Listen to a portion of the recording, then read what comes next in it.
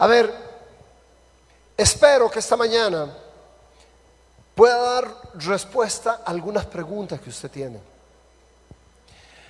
Espero que esta mañana su corazón tenga alivio, porque a veces nos resentimos con Dios. Yo creo que nos ha pasado a todos, ¿verdad? Dios nos respondió, Dios no me contestó en el momento que yo... o a veces no entendemos por qué las cosas pasan en momentos que según nosotros no era el mejor momento. No entendemos. Y nos enojamos con Dios. Señor, ¿por qué ahora le decimos a Dios? ¿O por qué no lo hiciste ahora? Bueno, para eso tenemos que conocer el tiempo de Dios. Es muy común oír a la gente decir en el tiempo de Dios, pero ¿sabrán lo que están diciendo? E inclusive escucho en el ámbito deportivo futbolistas que fueron con una fractura o algo, y mire, ¿qué piensa usted? Como en el tiempo de Dios volveré.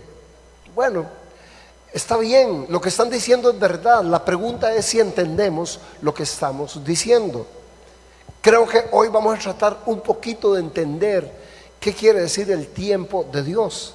Y eso nos va a llevar a relacionarnos mejor con Él, a comprenderle, para decirlo de alguna manera. Tenemos que comprender a Dios, porque a veces Dios está incomprendido. Nos resentimos con Él, nos enojamos con Él, porque creemos que no hizo nada, que hizo tarde o que hizo muy temprano. El tiempo que no nos ponemos de acuerdo con, estamos desatiempados con Dios. Entonces, vamos a ver algunos principios teológicos del tiempo de Dios. La primera cosa que vamos a ver es que estamos viviendo en un mundo en la posmodernidad, siglo XXI, en mera posmodernidad, donde el futuro no solamente vivimos, es que por muchos años siempre había algo, muchas cosas adelante que soñaba la misma ciencia, la ficción. El día que los carros vuelen, el día que uno en el teléfono pueda ver la imagen. El tema es que vivimos en un mundo ahorita que nos superó. O sea, que la realidad supera la ficción. Ayer mismo estaba viendo cómo en San Francisco, California, pero también en China y en otros países, ya la mayoría de los taxis no tienen conductor. O sea, usted llama y llega un taxi ahí y con su nombre ahí arriba para que usted sepa que es el suyo, y nada, se monta y va ahí solo y te lleva y parquea y se capea los perros y sin nadie adentro. Esas cosas y muchísimas cosas más que ahorita ni siquiera, de verdad, podemos enumerar. Cómo la ficción ya cuesta soñar algo más porque la realidad nos está alcanzando. Entonces, en este tiempo todo es muy rápido. Muy rápido. Mire, yo me acuerdo, no porque sea tan viejo, tenía que ser, Dios lo bendiga. Vea, yo me acuerdo cuando iba a la casa de mi abuela, muy pequeñito yo, era una casa de adobe y cocinaban con leña. Tenían cocina eléctrica, pero cocinaban con leña también. Eran esas viejitas que no dejaban sus costumbres, ¿verdad? Y entonces siempre ahí hacían las tortillas, el pan casero en la cocina de leña, y cocinaban lo demás en la cocina eléctrica. El tema es que para ese tiempo a uno le decían: mi amor, ¿quiere tomar café? Y yo, sí. Bueno, vaya, traiga leña al cerco. ¿Se imagina? Había que empezar para tomar café por ir a buscar madera para encender el fuego, y el café en el patio de donde mi abuela ponían latas de zinc, y teníamos una finca donde nosotros mismos traíamos el café y lo tostaban ahí al sol en las latas de zinc.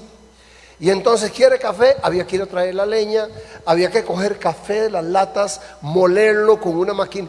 O sea, usted lo pedía el café a las 8 de la mañana y se lo iba tomando como a las 3 de la tarde, ¿verdad? Y a uno le parecía bien, a usted le parecía bien. Mire, ahora tenemos microondas, calienta uno un minuto para que esté caliente la comida, y a los 45 segundos abortamos, no soportamos un minuto, se hace uno larguísimo. Bueno, yo sé que usted sí se espera, pero yo generalmente cuesta mucho que me espere, así como, no, ya cuando faltan 2 segundos más, 2 segundos menos, ¡ping! Me lo vuelo. Estamos en ese tiempo donde todo es rápido. Ahorita en China acaban de construir un tren que viaja ahora a 900, más rápido que un avión, 900 kilómetros por hora. Increíble. Bueno, entonces, ¿qué pasa? Que crecimos en una cultura donde todo es rápido. Café instantáneo. Todo es instantáneo. Y ahorita se valora muchísimo si lo que sea es rápido. Aprenda inglés en 3 semanas. Eso no, es mentira, pero queremos creer que es así. Bueno, el problema es que el espacio, la realidad en que nosotros vivimos, estamos sujetos precisamente al tiempo y al espacio. ¿Por qué tenemos roces con Dios? ¿Por qué tenemos estas diferencias con Dios? Principalmente porque Él no vive bajo estas reglas nuestras, el tiempo y el espacio. Y entonces nos cuesta entendernos porque vivimos en esferas diferentes. Él no vive en el reino de los relojes, los calendarios, ¿no? Entonces, a ver, ¿por qué es importante conocer el tiempo de Dios? ¿Por qué cree que es importante que hoy hablemos de esto? Bueno, por un montón de razones, déjeme decirle algunas. Una es porque va a evitar que actuemos bajo el impulso, ansiedad o desesperación. Yo creo que a todos nos ha pasado que tenemos una situación, le pedimos a Dios, Dios mío, mire, va a pasar esto, y lo ponemos delante de Dios, pero a partir de ahí le ponemos la cabeza a Dios así: Señor, vea que faltan solo 3 días y 48 minutos y 15 segundos, y Dios no entiende ese idioma. Para Dios el tiempo no existe. Dios es eterno, el tiempo no existe, sencillamente. Entonces para Él es muy difícil complacernos, porque Él no se determina sus acciones por el reloj, la ansiedad y estas cosas que padecemos nosotros. Y entonces Dios va a formar de alguna manera nuestra fe. Mire, 3 peligros concretos de no conocer el tiempo de Dios. Si usted no entiende mejor el tema del tiempo de Dios, usted puede cometer esos 3 errores graves. Número 1, actuar fuera de la voluntad de Dios. Estar desatiempado con Dios. Si no conocemos esto, nos precipitamos. Saúl, primer rey de Israel. ¿Sabe por qué? ¿En qué momento? No fue una sucesión, fue una cadena de eventos, pero al final, ¿por qué Dios le quita la corona a Saúl? ¿Cuál fue la gota que derramó el vaso? ¿Cuál fue la gota que derramó el vaso? La impaciencia, que no pudo esperar el tiempo de Dios. Tenían que ir a una batalla, y para ir a la batalla tenían que hacer un sacrificio primero, sacrificio que era exclusivamente de un oficio del profeta, de Samuel. Resulta que Saúl no pudo esperar, ya se estaba haciendo tarde. Ese es el problema. El problema de nosotros es el reloj, y Dios no tiene reloj. Y entonces Samuel no llegaba, y ya tenían que salir, y entonces es un rey, ese era un oficio de profeta. Pero la gente lo carboneó un poco. No, mira, pero vos sos el rey, me extraña, ¿no? Y el hombre hizo el sacrificio, y en medio del sacrificio apareció el profeta. Y eso nos pasa casi siempre que nos precipitamos. Después llega Dios y decimos nosotros: ¿para qué? Me hubiera esperado. Pero si no confiamos en que Dios tiene un momento, aunque a usted le parezca tarde, aunque su reloj te diga que es tarde, Dios va a llegar en el momento que Él quiera, y nunca es tarde cuando llega, nunca. Entonces podríamos cometer el error ese de hacer cosas fuera de la voluntad de Dios, por precipitarnos o atrasarnos, que ese es el otro problema, que es cuando no nos movemos en sincronía con ese tiempo de Dios. A ver, hay frases que son muy comunes que yo le digo al equipo aquí siempre. Yo les digo que soy como un surfista, y conste que de eso no sé nada. Sentido común nada más me dice que soy como un surfista que siempre tiene la tabla en la mano y viendo para atrás. ¿Por qué para atrás? ¿Qué estoy viendo? Esperando una buena ola.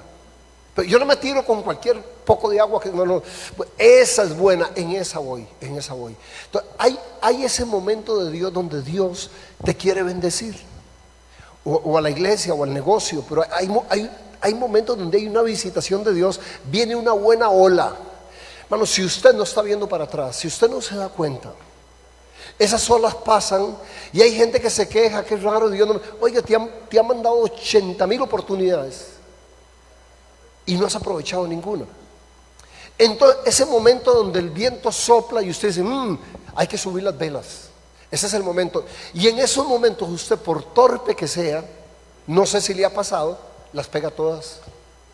Oiga, a mí me ha pasado, me he jalado unas tortas, he cometido unos errores y siempre el resultado es buenísimo. Y bueno, la pura misericordia de Dios, digo yo, porque hice todo para que saliera mal, cometí todos los errores, y a pesar de eso es que Dios en ese momento tenía un propósito. Pero si usted se espera y usted quiere izar las velas cuando no hay viento, hay gente que se le ocurre, porque se le ocurre empezar a hacer algunas cosas en un momento en que Dios no está soplando, hermano, y es frustrante. Y usted hace todo bien. Usted dice, no, pues que yo hice un estudio de mercado, pero yo ya revisé las cuentas, y no te sale nada. Por bien que lo haga, es estéril, no pasa nada. Y vas a tener que remar porque el viento no sopla, y te vas a es lastimoso el proceso, y no logras nada porque sencillamente estás desatiempado con Dios. Usted se movió sin que Dios se moviera, o no se movió cuando Dios se movió. A ver, cuando el pueblo de Israel sale de Egipto, recuerda cómo los guió 40 años en el desierto. En la noche, que el desierto es muy frío, aparecía una columna de fuego en el cielo ahí, que les daba calor al pueblo de Israel. Y esa columna podía estar detenida días ahí, no se movía. Cuando eso sucedía, armaban tiendas de campaña, ahí ponían sus cocinas, sus ollas, sus animalitos, y ahí estaban. En el momento que la columna comenzaba a moverse, desarme todo lo que tenga, desarmaban las tiendas de campaña, recogían las gallinas, las metían, y tenían que caminar, porque la bendición estaba siguiendo la columna. En el día la columna se convertía en una nube oscura, porque en el día el desierto es muy caliente, entonces la nube les protegía del sol, ¿verdad?, abrasador. Y igual, entonces mientras la nube iba moviéndose, ese era el Waze de Dios, una nube. Mientras se iba moviendo, ellos iban, nada más siga la nube a la distancia, no corra, no se le adelante, no se quede botado, vaya con la nube. Bueno, eso es conocer. Hoy no tenemos la nube, pero tenemos la palabra, la Biblia, y podemos tener una idea bastante clara de qué Dios quiere y cuándo y cómo. Entonces eso es muy importante. Entonces, no quedarse detenido cuando Dios ya se movió. Llegar tarde, obedecer tarde, desobedecer, no funciona para Dios. El otro problema con no entender el tiempo de Dios es que nos podemos perder, o nos perdemos oportunidades irrepetibles. Hay cosas que ese era el momento. Dios preparó un momento, y si usted no supo leer el momento, se lo perdió. Y después usted puede orar y todo, decir, no, es que hay momentos que son históricos, donde Dios te participa. Aprovechemos el momento. Dios te invita. Hay un momento que tiene que ver hasta con el mundo, y eso Dios dice, este es un momento, te invito a aprovechar el momento. Y usted no lo aprovecha, y cuando pasó ese momento, que ya no están, los planetas ya no están alineados, usted quiere que Dios lo haga, quiere que junte a todas las naciones y vuelva a ser solo porque usted ahora sí se le ocurrió. No, eso no funciona así. El tema es que podemos perder oportunidades. Miren lo que le pasó al pueblo de Israel. En el libro de Lucas hay una profecía de Jesús que se cumple en el siglo I, se cumple en el año 70 después de Cristo. Esta profecía de Jesús dice: te derribarán a ti y a tus hijos dentro de tus murallas, no te dejarán piedra sobre piedra. ¿Por qué? Porque no reconociste el tiempo en que Dios vino a salvarte. Se da cuenta que parece que a veces hay un momento, no solamente con usted, con su familia, histórico, pero hay que leerlo. Este momento es importante saber qué está pasando con esta guerra ahorita, que cada vez escala más y escala más, y más o menos tener una idea de qué está pasando con el tiempo. Jesús les reclamaba a los judíos eso: ustedes cuando ven que las higueras, sus hojas se ponen de tal color, ustedes dicen, claro, viene el verano, viene el invierno, que no corte cuando hay luna llena, que hay que podar cuando es menguante, o yo qué sé qué dice. Ustedes entienden todo eso y no entienden los tiempos de Dios. No pueden leer el momento que Dios tiene. Bueno, el tema de la naturaleza del tiempo de Dios, eso se llama atemporalidad. Atemporalidad, o sea, donde no hay tiempo, no hay tiempo. Dios trasciende el tiempo. ¿Qué es lo que pasa? Escúchenlo como lo dijo el apóstol Pedro, haciendo alusión al Salmo 94. Pero él dice, al Salmo 90, dice 2 de Pedro 3:8, no olviden, ténganlo claro, queridos hermanos, que para el Señor un día es como 1000 años y 1000 años como un día. O sea que lo que a usted le parece mucho, a Dios le parece que no es nada. Y uno dice, pero es que el Señor ha pasado tanto tiempo. Y Dios dice, ¿en serio? ¿Sabe lo que es decirle eso a un ser eterno? Mucho tiempo. ¿No entiende de qué le estás hablando? El tiempo no tiene ningún sentido. Bueno, Dios no habita en el tiempo como nosotros. Dios es soberano del tiempo, Él lo creó. Mire en Génesis 1:14, empezando la creación, dice: haya lumbreras en el firmamento y sirvan de señales para las estaciones, días y años. ¿Quién inventó el calendario? Dios. Él está fuera de ahí, Él lo creó. Él no es siervo como nosotros del tiempo. Entonces, el tiempo de Dios no se mide en minutos, se mide en propósitos. Eso es lo que vamos a ver. Mire, esto que le voy a decir ahorita debe darle sentido a muchas cosas, preguntas incómodas que usted tiene. Escuche esto que voy a decir. Es una frase sencilla, pero es muy importante. La demora de Dios, los atrasos de Dios, la demora de Dios es un instrumento divino.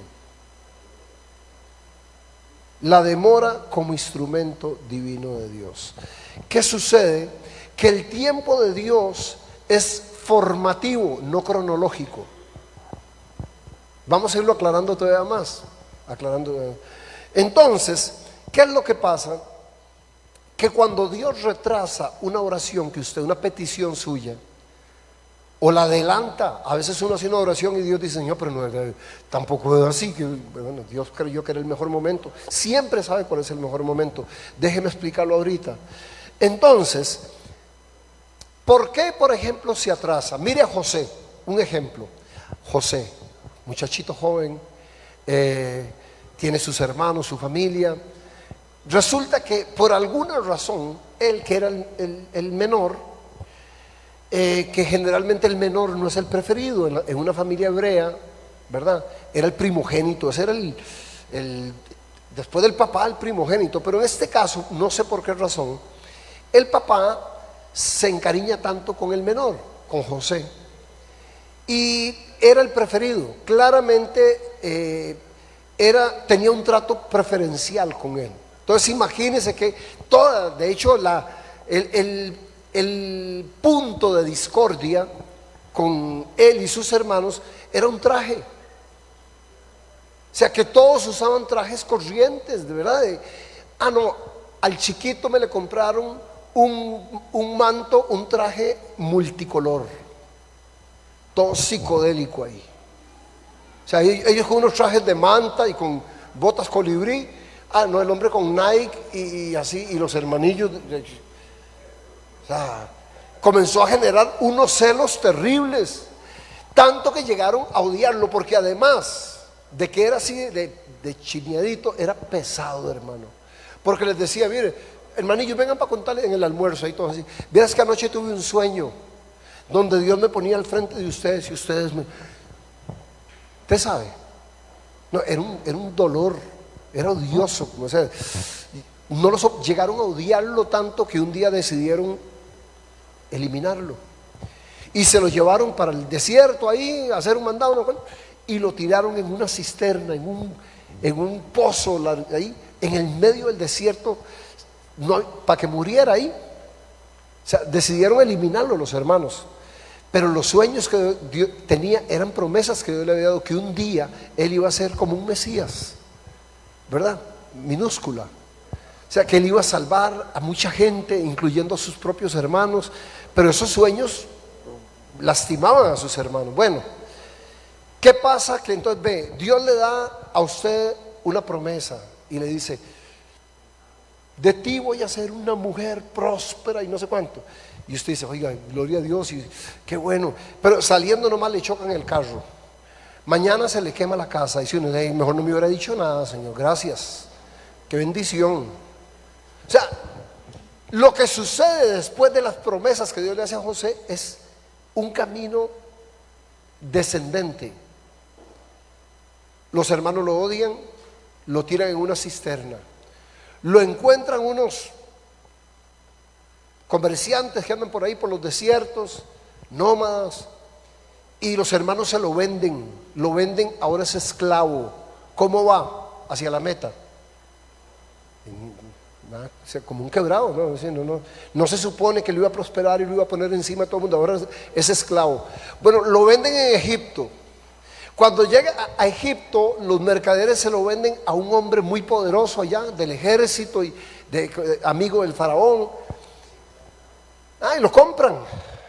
Se dan cuenta que el hombre es muy inteligente y por mucho tiempo él es la mano derecha del hombre y todo. Pero la esposa del comandante lo vio y dijo: promete.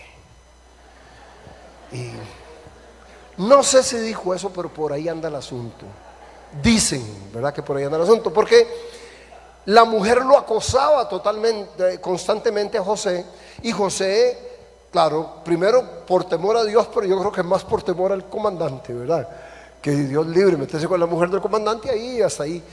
Pero la mujer estaba tan obsesionada por José que un día se le lanzó encima. No había nadie en la casa y esta vez no tocó, entró de una vez. Y José escapó como pudo, inclusive dejó la ropa botada y se fue ahí, ¿verdad? Cuando llega el marido, la mujer despechada porque la rechazó, le dijo al marido, dice: vea, la ropa de José. Y dice: me quiso violar. ¿Cómo son las mujeres? Bueno, esa. Me quiso violar, usted sabe. Imagínese, el señor se puso bravísimo. Orden de captura para José. José para la cárcel. No, o sea, no se supone que si Dios le da una promesa tan bonita a alguien le va a ir bien en la vida. Bueno, no, iba para atrás y para atrás. Y a veces nos ha pasado eso, dice: pero no, que Dios usted. Y uno le va como un quebrado, lo echan del trabajo, se le quema la lavadora, se le muere la lora, todo para atrás. A ver, es que nosotros no vemos como Dios ve. El tema es que José tenía que ser ese hombre, el que él veía en sus sueños, delante de una multitud, sirviendo, y hizo un plan de administración enorme para salvar al mundo. Pero pregunto, ¿ese era el mocoso ese odioso? ¿Podía ese mocoso odioso ser ese hombre? Entonces, ¿qué hace Dios? Sí, les respondo: cisterna, esclavitud, persecución. En medio, cuando digo que la tardanza de Dios es un instrumento divino, Es que Dios se lo iba a dar, pero así no.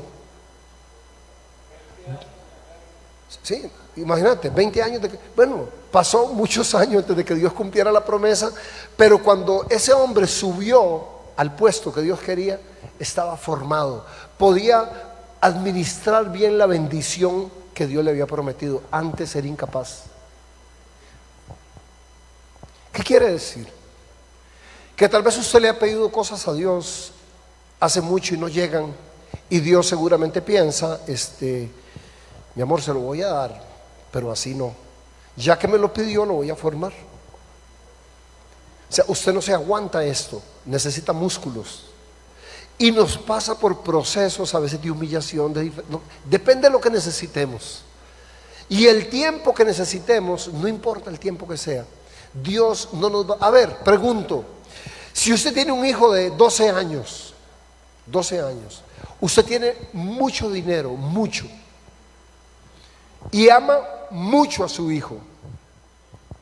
Esas dos son dos buenas razones. Si él le dijera, pa, cómpreme un Ferrari con 12 años, que usted lo ame mucho y que tenga todo el dinero del mundo para comprárselo, ¿son argumentos suficientes para comprárselo? No, ¿verdad que no? Bueno, lo que no nos damos cuenta es que a veces le pedimos cosas a Dios, que Dios dice, sí se las voy a dar, mi amor, pero cuando cumpla 18. O sea, te voy a pasar por aquí, sí te lo voy a dar, pero así no. Sí, sí, no, sí. Lo que no entendemos es ese por qué la tardanza tiene que ver con el proceso. O sea, no solamente se espere ¿por qué? Es una razón, es que está procesándonos, está trabajando con el carácter nuestro hasta que podamos administrar bien la bendición que nosotros suponemos. O sea, un milagro a destiempo. Si los milagros se dieran cuando usted quiere y cuando yo quiero, que sería una maravilla según nosotros, pero no funciona así. O sea, un milagro en el momento que yo quiero, cuando yo lo pido, no va a generar. El primero tal vez genere alguna gratitud, alguna. El segundo ya es una obligación de Dios. Y invertiría las cosas. Si yo le digo, yo cuando oigo orando gente, Señor, ahora mismo, ahora mismo, ¿qué va a saber usted cuándo? Dios verá, Dios es soberano. Y hay momentos donde Dios dice, no, si yo lo hago ahorita, ¿dónde está la fe? ¿Dónde no va a haber gratitud? Entonces Dios se convierte en la famosa máquina dispensadora, que usted le echa, hace la oración, ahí le echa la moneda y te tira la Coca-Cola ahí, y Dios se convierte en un Aladino, en el mago del genio de la lámpara. Eso no va a pasar, eso no va a pasar. Entonces, todos estos años que José tuvo que suceder, todo eso era formando el carácter para llegar a ser el hombre maduro que necesitaba como líder para hacer todo lo que iba a hacer con él. Entonces, la demora de Dios nunca es negación, es maduración. O sea, que yo debería entender, y esto me va a traer más paz. Pido algo y Dios dura, y Dios no importa. Probablemente yo mismo estoy atrasando que llegue la bendición. Entonces sé que no ha llegado ya porque no tengo los músculos para aguantar la bendición esta. Dios me está tratando. Está bien, Señor. Mientras tanto, tranquilo, usted va a sobrevivir. Dios te va a dar lo necesario para tener una vida con relativa paz y seguridad, mientras llega lo que usted pidió. Pero Dios no se va a precipitar, no te lo va a dar antes de tiempo, jamás. Entonces madura nuestro carácter antes de entregarnos la promesa. Por eso es que se tarda a veces. Siempre piensa lo mejor para nosotros. Mire, Moisés, 40 años. 40 años, ¿era necesario? Seguro que sí. Usted sabe lo que era. Moisés fue otro chineado. Moisés, hijo de la hija de Faraón, nació en palacio, mejores escuelas, camello último modelo, la ropa de Moisés, un príncipe. Y Dios, ¿usted cree que ese tenía el carácter para desafiar a Faraón, para sacar al pueblo de Israel y aguantarse 40 años andando por un desierto sin perfume y sin escolta. No, lo agarró Dios, lo sacó de ahí, lo metió 40 años en un desierto, solo, cuidando ovejas. Y cuando ya estaba sin ningún orgullo, sin soberbia, cuando ya era humilde y no tenía, dijo: ahora sí, ahora me sirve. Ahora sí usted va a ser el libertador de Israel. Sí, nosotros queremos que Dios haga cuando nosotros queremos, pero es que Él ve lo que nosotros no podemos ver. Entonces la demora fue mera formación, siempre tiene que ver con la formación. Así que un milagro sin proceso te deja inmaduro para siempre. Entonces su aparente demora no es descuido, es propósito, es propósito. Dios no actúa tarde, actúa con precisión. Vean, dos términos que nosotros conocemos, la gran mayoría hemos oído, por lo menos el término. A ver, uno es cronos, de ahí viene cronológico, cronología, es cronos, tiene que ver con el reloj, es el tiempo que se puede medir, el tiempo que pasa, el tiempo reloj, ese es el cronos. Es secuencial, o sea, es, ¿verdad?, 1 minuto, 2 minutos, 3 minutos, cuantitativo, se cuenta por horas, por días, por meses, se mide con calendarios, con relojes, etcétera. Ese es el tiempo cronos, ese es en el que usted y yo vivimos, ¿verdad? A las 3 tenemos que estar aquí, hasta el 15 tenemos tiempo, todo lo medimos en cronos. El problema es que Dios no vive ahí, Dios vive en Kairos. Dios vive en Kairos, y Kairos es lo que llaman el tiempo de Dios. Es un tiempo que no tiene que ver con el reloj, no tiene nada que ver con el reloj. Le pongo un ejemplo por ahí. Dice, por ejemplo, el apóstol Pablo dice: pero cuando se cumplió el tiempo, Dios envió a su Hijo. La palabra que usa no es cronos, no dice cuando se cumplió el cronos, cuando se cumplió el kairos. Si fuera el cronos, hubiese sido cuando se cumplió el cronos, o sea, el jueves, yo que sé qué, del siglo primero, del año, o sea, a las 3:45 nació Jesús. Ese sería el cronos, pero así no fue. Es el kairos, fue en el momento preciso. De hecho, nosotros a veces vivimos un kairos. Hay momentos donde, mira, ¿a qué hora lo vas a hacer? ¿A las 2 o a las 3? No sé si a las 2, lo voy a hacer en el momento que sea correcto. ¿Cierto? Es un momento, pero no se mide con tiempo. No se sabe, ¿verdad? Lo tengo que hacer, usted sabe que tiene que hacerlo, pero usted no dice: no, mira, pero lo vas a hacer hoy. No sé, ¿verdad? Ya, yo cuando me voy a retirar, ya, seguro ya debería, ¿verdad? Pero si usted me pregunta: ¿y usted hasta cuándo se va a pensionar? ¿Cuándo va a dejar de atormentarlo? Diga la verdad, no lo sé. O sea, no tengo un cronos para eso. Yo digo: me voy en el 2000 tanto a las 7:45, no lo sé. Pero yo sé que voy a saber el momento cuando llegue ese momento. Ese es el kairos. Dios vive ahí, Dios vive ahí. Entonces, no confunda el silencio con abandono. Porque mientras usted está esperando el kairos, desesperado por el kairos, por el cronos, Dios está tranquilo en su kairos.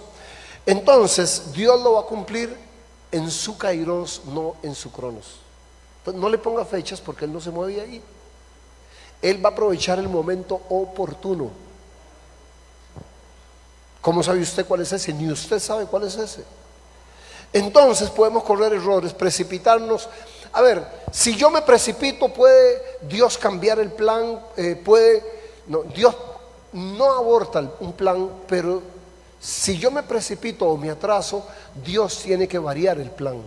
Y esto generalmente no es bueno para mí. Tengo que pagar el precio. Dios cumple el propósito, pero bueno, pongo ejemplo: Jonás. Dios, ¿cuál era el plan de Dios? El plan de Dios era que Jonás fuera a Nínive, predicara y Dios perdonara a Nínive y no lo destruyera.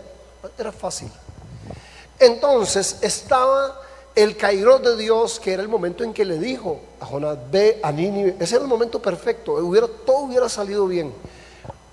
Jonás dice: es que no, esa gente me cae muy mal, es que no soporto a los ninivitas porque estoy resentido con ellos, y atrasa días, toma una embarcación, se va lo más lejos posible y todo, pero ok, Dios al final cumplió su propósito, pero tuvo que modificar el plan, que generalmente no salimos muy bien librados nosotros, tenemos que pagar el precio de haber atrasado o movido el tiempo de Dios de alguna manera.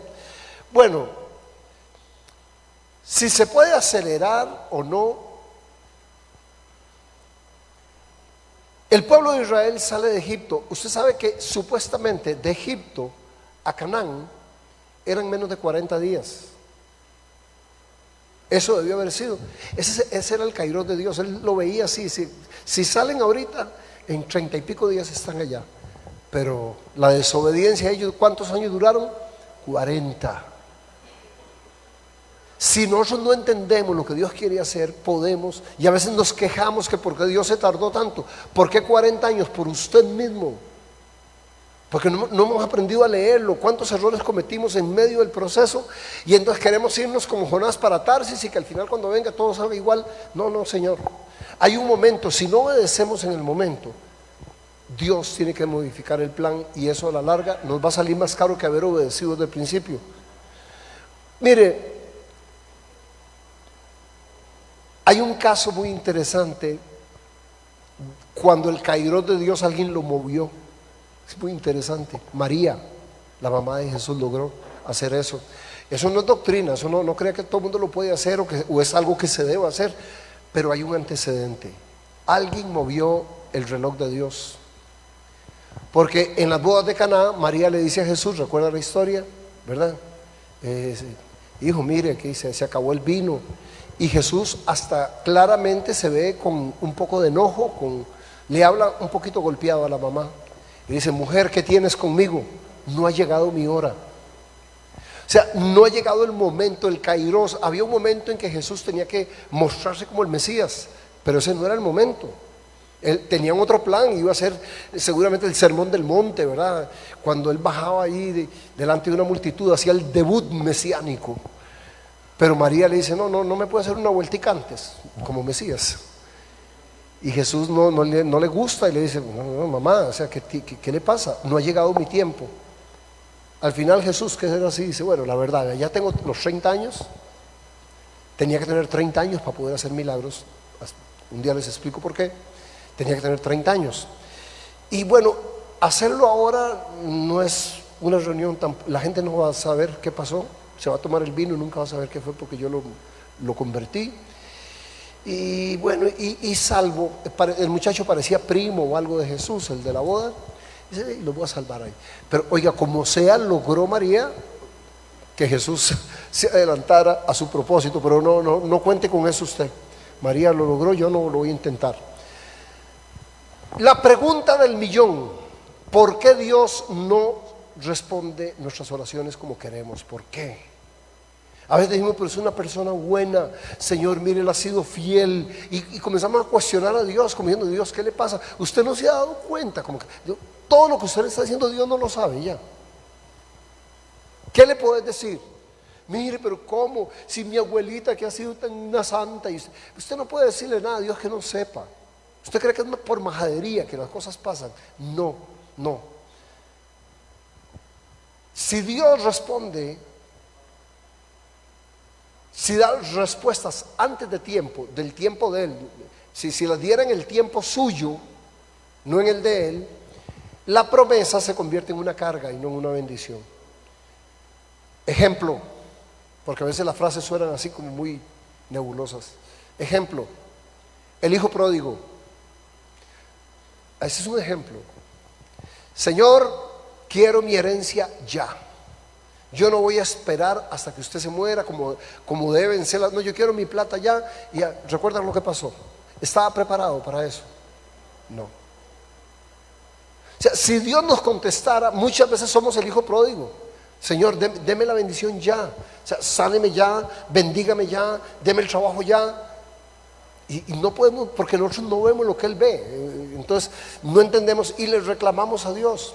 Pero Dios tiene buenas razones. A ver, ¿qué razones tenemos nosotros por las cuales nos cuesta tanto aceptar el tiempo de Dios? ¿Por qué nos cuesta tanto? Primero, Porque siempre queremos controlar los procesos. Desde el Edén fue así. Adán y Eva querían saber el bien y el mal y entonces, ¿sabe cuándo madura la fe? Cuando cedemos el control. La fe madura cuando, cuando, como dijo Jesús, Señor, si puedes, pasa de mí esta copa, pero no se haga mi voluntad sino la tuya. Ahí, Señor, yo quiero esto ya, pero no sé si me conviene ya. Usted, Señor, lo pongo en sus manos. Si usted quiere que sea ahora, gracias. Si usted quiere que sea dentro de 10 años, también. Pero nos cuesta mucho porque queremos saber el proceso, cómo va. Y el miedo al vacío, de creer que Dios no está haciendo nada. Pero Señor, vea, ¿por qué no está haciendo nada? Bueno, siempre la canción esta que cantamos ahora, aunque no puedas ver, estás siempre. Piensa en eso, que cuando ve que todo no se mueve nada, que cuando no se siente nada, Dios está trabajando. Nunca deja de hacerlo. Y piense siempre que esos retrasos tienen una razón de ser, tienen un sentido. A veces es la presión externa, ¿verdad?, que nos hace movernos fuera del tiempo de Dios. Como le pasó oiga, ¿cómo se me olvida el nombre del hermano de Moisés? Nerón. Aarón, claro. Sí, ¿verdad? ¿Cómo lo presionan? Porque es que, miren, es que Moisés no va a bajar. De ella no bajó nunca. Iba a bajar, Dios, si Dios lo subió, Dios lo baja. Pero no pudieron esperarse. No, hagamos un becerro. Eso es lo que sale de nuestra ansiedad, becerros de oro. Eso es lo que pasa cuando nos precipitamos. Espere, yo sé que, mire, usted no me va a decir a mí, yo sé que cuesta mucho. Hay que tener fe realmente, porque hay momentos donde uno dice, no, yo ya voy a ir a alquilar el reloj, a ver qué hago, a empeñarlo. Voy a ir a hablar con él. Y porque ya en el último momento nos pasa como a Saúl, ¿verdad? Hago el sacrificio yo, hermano. Y Dios dice, no, yo no necesitaba ayuda, no necesito ayuda. Tenías que confiar y esperar hasta el final. Pero cuesta mucho. Es muy fácil decirlo, pero yo sé que cuesta mucho. Y ese deseo a resultados inmediatos, queremos frutos sin raíz. Mire, yo creo que una de las mejores analogías, de los mejores ejemplos que tenemos es precisamente, de verdad, el famoso bambú, ese bambú japonés. Que usted siembra esa semilla y por 5 años usted no ve nada. Nada. ¿Sabe lo que es seguir regando, abonando? Nada. 5 años. A los 5 años sale el primer brote. 5 años. Y en 6 semanas crece 20 metros. ¿Qué hizo los 5 años esos? Echar raíces para sostener un bambú de 20 metros. Pero a veces nos dice, Señor, aunque sea sin raíces, démosle, no, Dios no va a hacer eso. No. Dios va a buscar lo mejor para nosotros y Él nos va a madurar, nos va a hacer, y después el milagro viene cuando sea una bendición. Un milagro a destiempo no es una bendición, muchos lo saben. Entonces, la fe verdadera renuncia al derecho de controlar los resultados. No se haga mi voluntad. Siempre, yo les digo, si puede terminar todas sus oraciones así, yo la copié de Jesús.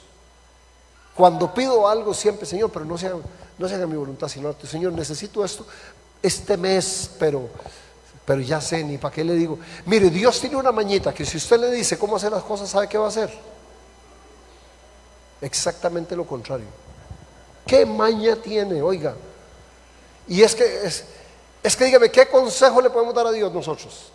Pero vea, cuando nosotros oramos, Señor, usted está orando por su hija porque tiene un noviecillo ahí que no promete mucho. Y entonces no trabaja y no sé qué, y ahí trae.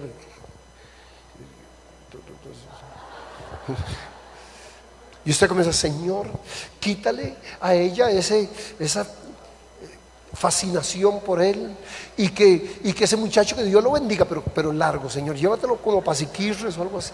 Y usted comienza a decirle a Dios todo. Usted sabe, Dios oyendo eso diciendo, oigan, me está hablando en serio. O sea, usted me va a decir a mí, qué linda. Gracias por el consejo, mi amor.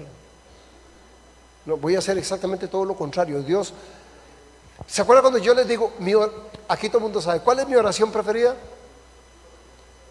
Mire, cuando a mí me está yendo como un quebrado, así cuando el viento no está soplando, cuando las olas no levantan, que todos tenemos esos tiempos, cuando me viene una amenaza y no siento que tenga capacidad para responder, mi oración es más corta. Mucha gente ora mucho cuando le está yendo mal. Yo al contrario, yo oro menos. Mis oraciones son cortísimas, ¿verdad? Porque ¿qué es una oración larga? Señor, a decirle todo lo que ya sabe.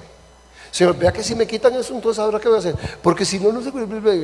Ya estamos como los discípulos diciéndole a Jesús, vea, pero ¿cómo le vamos a dar de comer a tanta gente? Mire, son tantos, apenas hay. Y Jesús diciendo, sí, ya, yo todo eso lo sé. Me están diciendo, díganme algo que no sepa. Entonces cuando yo estoy en momentos tan difíciles, busco un rinconcito por ahí y digo, Señor, sorpréndeme. Señor, sorpréndeme. No hay insinuaciones, no hay consejos, no es hágalo así, quite allá, traiga a fulano. Usted verá, sorpréndame. Y siempre Dios te sorprende, siempre nos sorprende. Entonces la fe verdadera renuncia al derecho de controlar los resultados. Ahora, ¿por qué nos cuesta tanto aceptar el tiempo de Dios? Porque nosotros no vemos lo que Dios ve. ¿Se acuerda cuando yo les contaba un domingo de estos de una niña que anda jugando en el piso, ahí con su muñequita, una niña 5 o 6 años, está jugando en el piso y la abuela está bordando? ¿Has visto esos aritos? Y se ponen a bordar ahí. Está en su mecedora bordando, la niña anda jugando en el suelo y de pronto se ve debajo del bordado de su abuela, y cuando vuelve para arriba dice, abuela, ¿qué es eso tan feo que está haciendo? La abuela se pone a reír y dice, mi amor, levántese. La chiquita se levanta y ella le enseña el bordado. Un paisaje, era una casita de campo lindísima, pero ¿usted ha visto cómo se ve un bordado por detrás? Se hace una maraña de hilos por todos lados, no tiene sentido, pero lo ves por arriba. ¿Sabe por qué usted no entiende lo que está pasando? Porque lo está viendo ¿por dónde? Por abajo. ¿Por qué Dios no está espantado? Porque Dios lo ve por arriba. Y Dios dice, tranquilo, mi amor, vea, te da falta. Espérese en 6 meses, en 3 meses. Todo está, como dijo el profeta, todo está fríamente calculado. Entonces, Dios ve el futuro y nosotros no, y eso nos mete a nosotros en esa ansiedad. Entonces, nuestra visión es distorsionada. Jesús le dijo a Pedro, ahora no entiendes lo que hago, pero lo entenderás después. Y hay momentos donde Jesús, ni siquiera Jesús le dio una explicación. Mira, no, ahorita no lo vas a entender, después lo vas a entender. Eso cuando le lavó los pies y esto. Ahora, ¿qué pasa? Termino con esto. Nuestra perspectiva es parcial. Nosotros no vemos el cuadro completo nunca. Nuestra perspectiva es parcial. El apóstol Pablo, ¿sabe que Corinto era famoso por la fabricación de espejos? Era una especialidad que tenían ellos. Los espejos de Corinto eran conocidos, eran famosos. Entonces el apóstol siempre tomaba sus metáforas, analogías del entorno. Y aquí él les dice en 1 Corintios 13:12, dice, ahora vemos de manera indirecta y velada, como en un espejo, pero entonces veremos cara a cara. Ahora vemos de forma indirecta, velada, como por un espejo. Y siempre digo que uno de los peores errores, o el más común error de interpretación bíblica, es leer la Biblia de forma occidental, con una mirada occidental. Y usted comienza a leer la Biblia y de ahí usted comienza un matrimonio y usted se imagina ahí los novios y tirando arroz. Estamos hablando de un matrimonio de hace 3000 años. O sea, no era así. A veces hacemos una lectura occidental y contemporánea de la Biblia, y eso se escribió hace 3000 años en Oriente. O sea, hay que leer diferente. Entonces, cuando leemos que ahora vemos como por espejo, se nos puede hacer un problema en la mente porque dicen como un espejo así como al revés, ¿ok? No. O sea, no, los espejos de los que habla Pablo aquí, los que hacía Corinto y el resto del mundo en aquel tiempo, eran metales pulidos. No había vidrio, metales pulidos. Entonces cogían un metal, bronce o algo y lo pulían hasta, pero ¿cómo cree que se veía? Por más que lo pulieran, siempre se iba a ver distorsionado, borroso. Entonces decimos, ahora vemos así como por un espejo de hace 2000 años, ¿verdad? Pero luego veremos, quiere decir que nosotros no vemos el cuadro completo. Y donde usted se desespera y dice, Dios, pero ¿por qué no hace nada? Porque Dios no está ansioso. Porque Él sabe cómo termina la historia, ¿verdad? O sea, ¿por qué va a correr como usted quiere o como usted corre? No, lo que Dios está viendo es diferente a lo que usted está viendo. Bueno,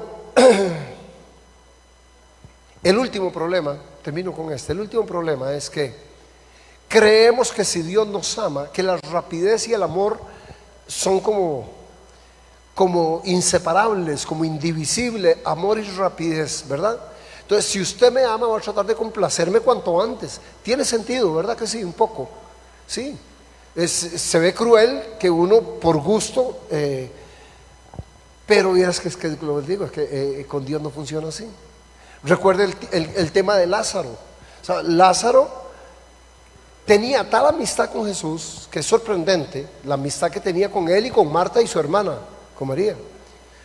Aparentemente era normal que Jesús fuera a comer, a pasar tiempo con ellos, eran sus amigos más, el grupo más íntimo seguramente, tanto que cuando Jesús anda lejos de Jerusalén, en las afueras, ahí en Misiones, y unos emisarios llegan a decirle, que mandaron Marta y María, llegan a decirle, Señor, tu amigo, el que amas, está enfermo. Ni siquiera hay que decir el nombre. Jesús ya sabía quién era. Se supone que él tenía que saber quién era, sin decir el nombre. Tu amigo tenía un montón, a todos los, no, pero al que amas tanto. No, es Lázaro. Dice, está agonizando. Y Jesús dijo, ¿en serio? Bueno, vamos 2 días más a hacer unas vueltas que tengo que ir a hacer ahí. Y eso fue sorprendente. Todo el mundo pensaba que Jesús iba a volver en pura carrera, porque era el que amaba.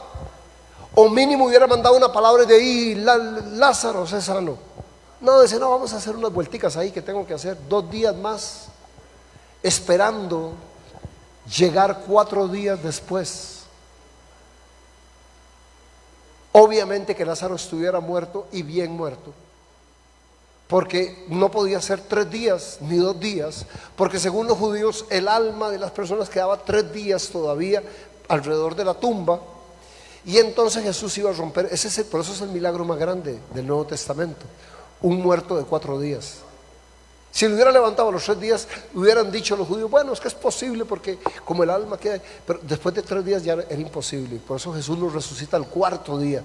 No, voy a llegar más tarde, porque no lo amaba, porque lo amaba. A veces llega tarde porque nos ama, no porque no nos ama. Pongámonos de pie, por favor.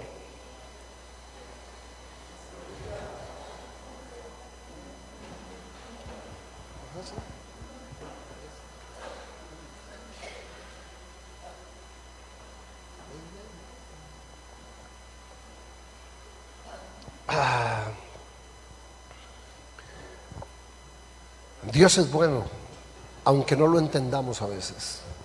Acostumbrémonos a que no nos vamos a entender siempre. Él sí a nosotros, pero nosotros a Él no.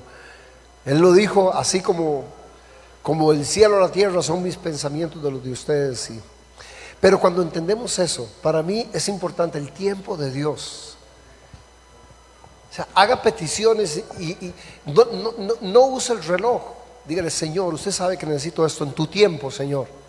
Ni antes ni después. A usted le conviene que sea en el tiempo de Él. Va a ser el momento preciso, el correcto, todo bien. No empuje, no atrase. Señor, en tu tiempo, y quédese tranquilo, esperando ahí. Que el momento de Dios es perfecto. Es perfecto. A veces, con el tiempo, generalmente llegamos a entender por qué fue en ese momento. Con razón, dice uno. Claro, con razón. Si hubiera sido después, ya para qué hubiera pasado esto. Si hubiera sido antes. Y no entendemos que Dios nunca se equivoca, nunca. Pero no desespere, que si Dios se está tardando, es que está trabajando. Dios está trabajando con nuestro carácter, está trabajando con nosotros.